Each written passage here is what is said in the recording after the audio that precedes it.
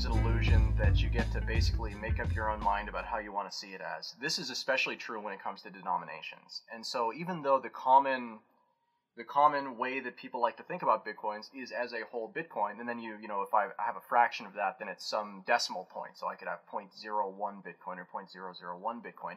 But there actually is another way to think about it.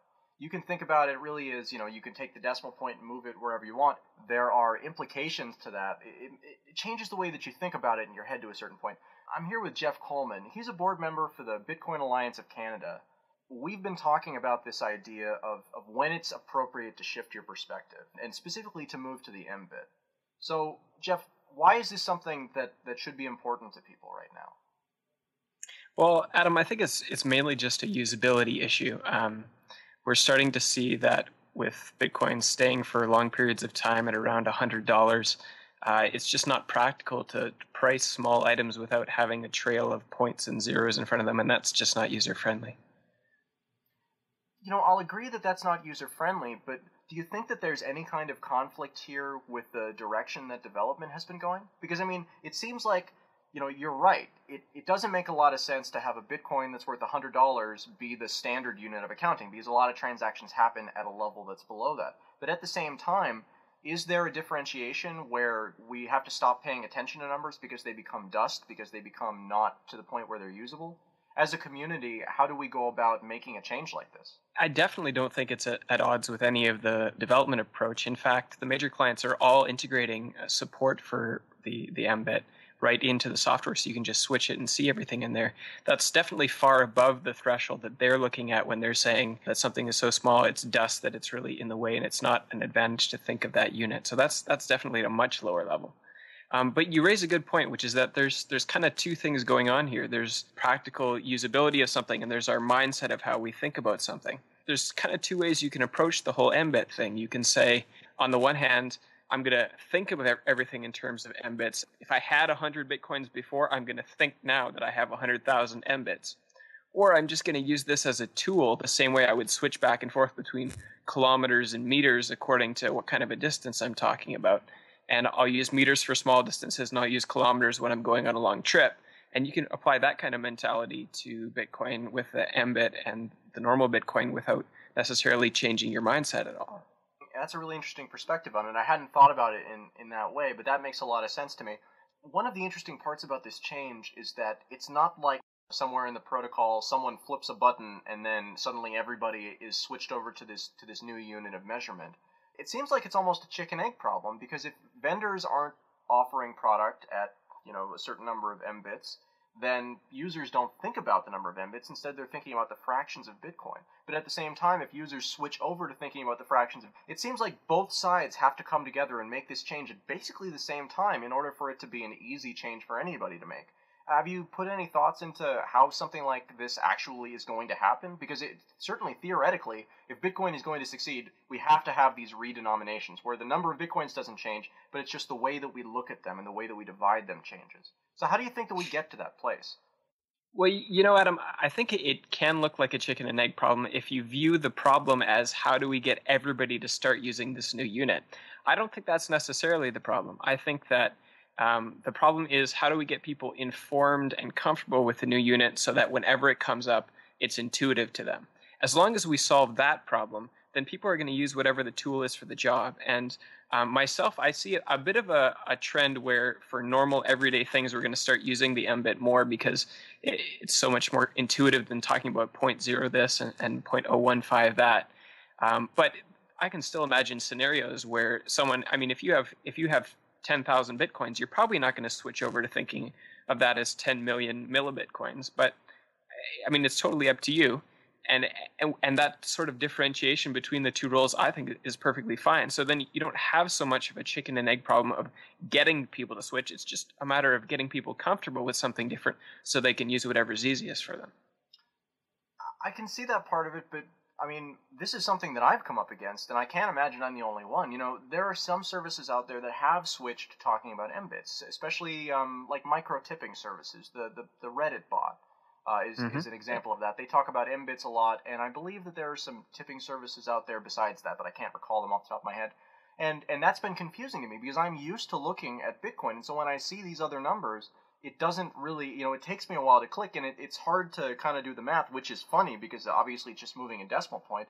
But I have had a little bit of a difficult time with this. Do you think that there are ways that we can improve usability on this, or do you think this is just something where people just have to learn, and it will happen eventually? Well, I think a lot of it is just making the choice that makes sense. Like I said before, with meters and kilometers, if you're talking about a small amount of money, it just makes sense to use Mbits. There's no reason to involve decimal places and things like this. And if you're talking about a larger amount of money, of course it makes sense to talk about Bitcoins. But when you get to that underlying mental problem of how does it become intuitive to me, how does it start making sense to me, I think you're onto something there. And I think for myself, what I had to do before my own mental switch happened was to go through and change all my software and change everything to working in Mbits. And then it started to make sense to me. Oh, of course, this is about how much an Mbit is. I started to get an intuition for it. So it's just about immersing yourself into it, basically, and making that the new normal for yourself. Definitely. And also, I mean, we're using the term Mbit, and I think something simple that's easy to say and think is really important. If you're thinking about this as a millibit coin, I mean, that's just like 3 extra units to hold in your brain at the same time. So let's talk about that, actually, because Mbit is one of those things that makes sense on paper because it's totally accurate. It's a micro. It's micro, right? Not milli.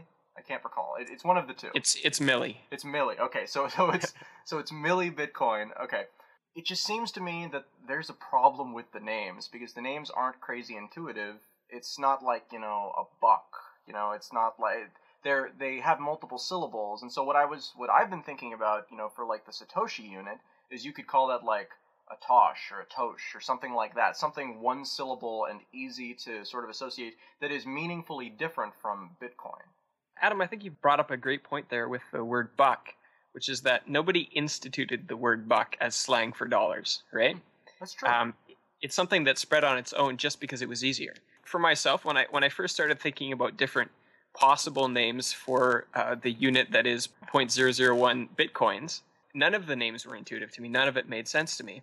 At the beginning, I was thinking, oh, well, maybe we're going to call them millicoins, or we're going to call them millibitcoins or millibits, or all these different things, and it was totally impossible to me. But then after I just sort of immersed myself in the conversation, all of a sudden Mbit just became this natural thing to say, and I didn't even intentionally think I was going to be using the word Mbit as much as it turns out I have been. Yeah, it's funny, definitely. Going into this conversation, I wasn't sure what we were going to call it either, but Mbit is like the easiest thing of all of the ones, while still kind of indicating, in fact, what it is, even if you don't know what it is. When did you think now is the time? This is the time where we need to start seriously considering this, because it's something that on the show we've talked about, especially early on. We haven't gotten to it recently, but it's been a question. We receive all these microtransactions, and it would be a much bigger number. Certainly, it would be a much more interesting number if we were talking about donations in terms of Mbits rather than in terms of fractions of Bitcoin. But at the same time, we haven't made the switch yet. So what was the meaningfulness for you? Was there a number in particular? Was there an event? This, to me, is where we very naturally touch on M Day, which was, of course, on June 2nd, talking about, like, when does this switch occur? And one of the things that's come up as a natural milestone is that it's been 2 years since the Mbit passed the U.S. cent. This is something that we have a word for. It's something that we use all the time. I'm not an American myself, but this is the world's most circulated currency, so it's a great gauge of what a natural unit is. If it's been over 2 years, I think that's a pretty good indicator that it's time to start thinking about it. But I think we had this underlying feeling, the volatility in the exchange rate, is this going to stay? Are we going to go back and forth a little bit here before we move forward? Like, when is this really going to be here? And now that we're seeing a really prolonged stay at a larger valuation, it's starting to make a lot of intuitive sense. So when you say a higher valuation, I'm trying to figure out what the number is. You're right. The US dollar isn't the only thing out there, but it's kind of the standard as far as monetary units are concerned because it's something that most people can reference, at least their own currency against. For me, it's been about these $100 marks, right? I kind of feel like we've got one naturally that occurs at $100. We've got one that naturally occurs for the next redenomination at between $10,000 and $100,000. I'm not exactly sure where it where it makes sense. But I mean, do you think it's that sort of progression that we have to see? And so does that mean that we have kind of a more natural future of these ahead of us? Once we've made this switch once, all the other switches will become more natural and easier? I think there are a lot of people better qualified to talk about that than me, and that would be anyone who lives in a country that has gone through redenominations before, because these are not uncommon in the world's currencies. We have situations where either because of deflation or a change in the pegging of a currency or something like this, we have a shift in numbers that happens.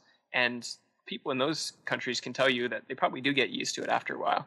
I don't know if we're going to have to get used to it. I mean, the difference of moving from the Bitcoin to the Mbit and moving from the Mbit to something another, say, 3 decimal places over is quite a radical difference in terms of the overall growth required in the Bitcoin economy. It's a much smaller difference to go from $1 per Bitcoin to $1 per Mbit than it is to go from $1 per Mbit to $1,000 per Mbit. Whether we'll see that in my lifetime, I mean, that'd be a great thing. It'd be a great problem to have. And if we have it again, I guess we'll get to it when we get to it. Right. But it is a much larger leap. Like, the nice thing about the Mbit is it's kind of in the middle there. As long as we stay above $10 US per Bitcoin and below about 100,000 US per Bitcoin, it's still roughly usable. So for somebody who's listened to this conversation and would like to change their client themselves so that they can start thinking about Bitcoins in terms of Mbits and multiply their holdings through doing so, in their head, can you walk us through how someone using the standard Satoshi client would make this change? It's very easy because this has been built in by people doing the development work. So if you've got the standard client and you just go to the settings menu and go to the options, you'll see a display tab there. And when you click on that, there'll be a section that says unit to show amounts in. And one of the options there is MBTC. So you just choose that one, hit OK, and you're good to go. It's really that easy. And for people who aren't using the Satoshi client, is there some place where they can find out more information about this? Definitely. And in fact, that's why we've set up the website mbit.org. That's em-bit.org, just to provide instructions for different clients, to answer some basic questions, to provide some graphics, just those sort of resources for people. So if you're using blockchain.info or Electrum or something like that, we've got the instructions up there for you too. You said that there are some complexities to people switching their businesses? I think that's something that we forget a little bit in this conversation, which is that we can talk about what we want to use as units. We can talk about the community in sort of a general sense, but there's really 2 very different types of situations people are faced with. One is, am I going to switch my own personal client and change the way that I think about this? And the other is, if I have a public-facing website, when does it make sense to denominate my prices or my values in Bitcoins versus in Mbits? And that's a very different thing. And that's one of the reasons that I set up mbit.org and launched the MDay program, so that we can raise the level of awareness to a level where it'll be practical for businesses in these public-facing websites to use these denominations in regular pricing. If I'm a business owner or an exchange owner or someone who's selling anything in Bitcoins, I might look at my webpage and I might say, oh, well, 0.01 Bitcoins for this, that doesn't look very good, and I prefer to use Mbits. But then I have a question of, are people going to actually know what this is? One of the things that I'm also going to be doing over the summer is running some surveys just about general awareness. Like, if you see something priced in an Mbit, do you know what that cost is like? Does that make sense to you? Just to help provide that level of user research for businesses who are asking that question. And then also we want to provide graphics and just simple things like that makes it easier to brand your website. So the making sure that your customers understand the thing that you're actually trying to convey to them is really important, because otherwise you've just taken what is a very small fraction, which might seem reasonable to some people out there used to thinking about Bitcoins, and instead you've replaced it with 100 of this other unit. And if they can't tell that the other unit is worth a lot less than the unit that they were displaying a fraction of before, then that's a problem for pretty much everybody involved.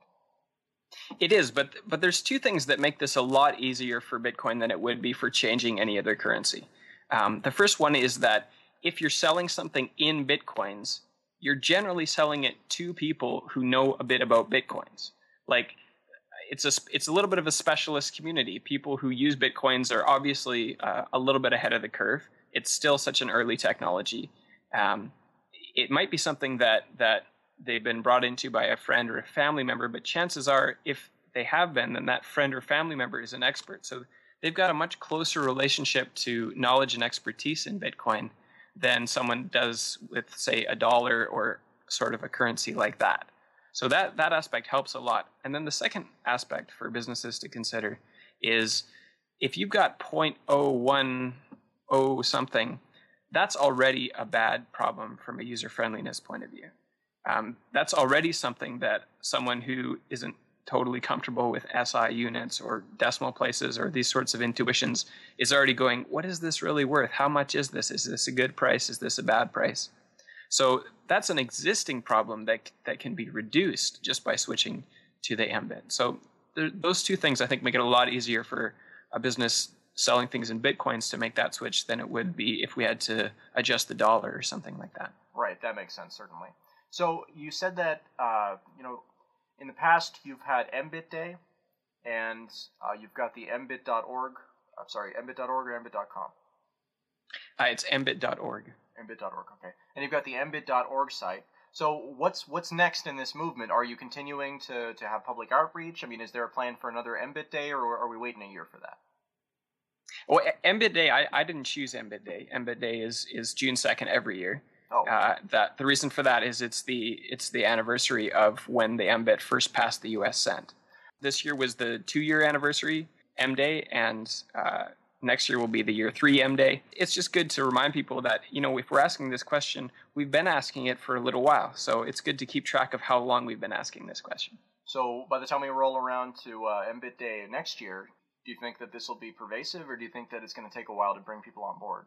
We'll have to wait and see, but my personal intuition is that if we get around to another year and we've kept the valuation in ranges where Mbits make the most sense, people are going to realize, hey, I already heard about this a year ago. We've been wondering about this for a year. It's probably time to make the switch. So there's a sense in which it's never too early to start thinking about this stuff and start informing people, because even if it does take a while for everyone to build that intuition, then they'll be able to look back and say, oh yeah, we have been talking about this for a while. Jeff Coleman, mbit.org, embit.org. Thank you very much for your time. I appreciate it, Adam.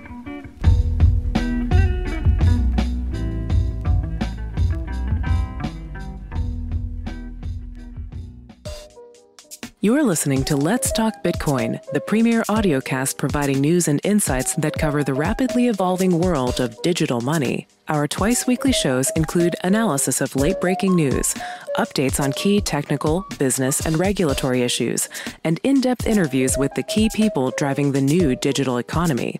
Let's Talk Bitcoin offers sponsors an attractive way to reach a targeted and savvy audience. For more information, email sponsors@letstalkbitcoin.com.